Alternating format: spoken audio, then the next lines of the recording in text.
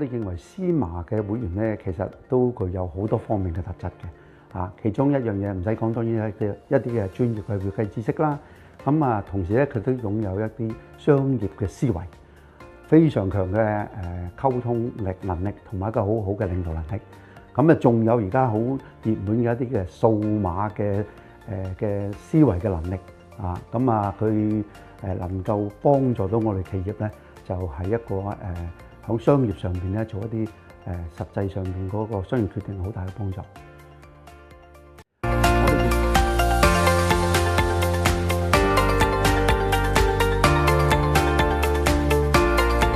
我哋覺得啦司麻嗰個課程咧好着重一個實踐嘅。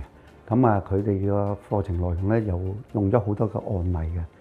能夠將佢哋喺書本上面嗰啲知識咧，可以運用到我哋實際商業嘅情景嘅，即係可以話係學以致用嘅。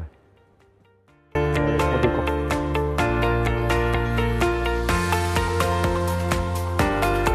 呢啲年輕人嘅建議咧，就係話除咗司麻可以幫佢攞一啲好專業嘅管理會計知識之外咧，佢要好好利用司麻呢個平台，去到增強佢個商業嘅思維、溝通能力同埋領導能力。